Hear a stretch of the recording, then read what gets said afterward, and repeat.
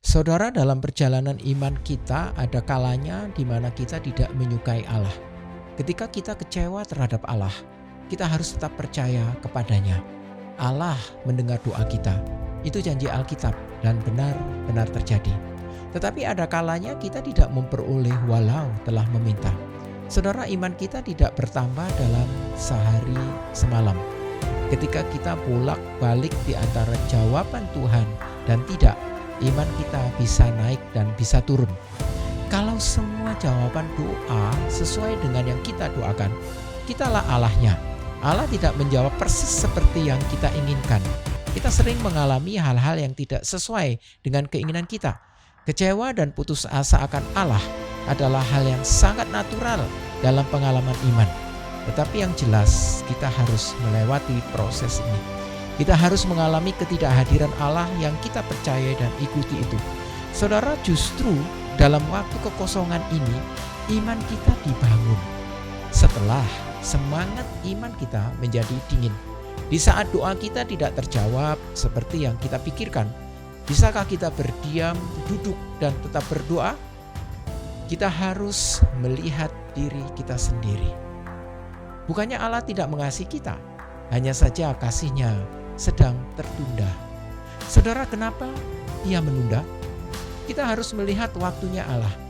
Waktunya Allah itu penting daripada kita tergesa-gesa.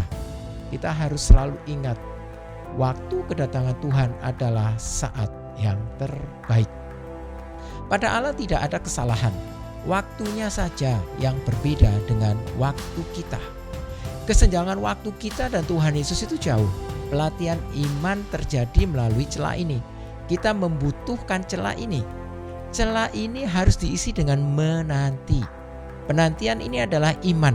Iman bukannya sesuka hati kita, tapi melatih diri untuk menerima hal-hal yang Allah sukai. Penantian ini adalah waktu yang sulit namun bermanfaat. Dalam waktu penantian ini, pandangan kita berubah sedikit demi sedikit dari diri sendiri kepada Allah. Kita percaya bahwa Ia akan bekerja pada saat yang tepat menurut waktunya. Dalam Roma 18 ayat 18, penderitaan sekarang ini tak terbanding dengan kemuliaan yang akan kita terima nanti. Iman yang mendoakan masalah segera terselesaikan akan selalu bergejolak.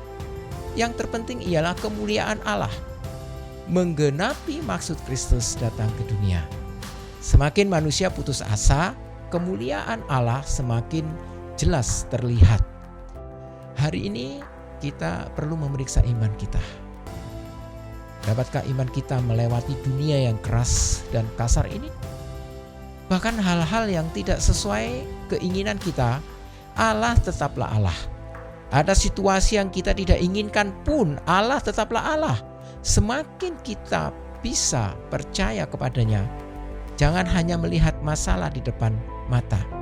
Saya berdoa agar kita dianugerahi untuk melihat kemuliaan Allah melalui hal-hal tersebut.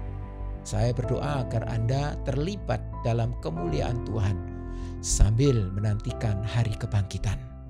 Dalam nama Tuhan Yesus saya memberkati.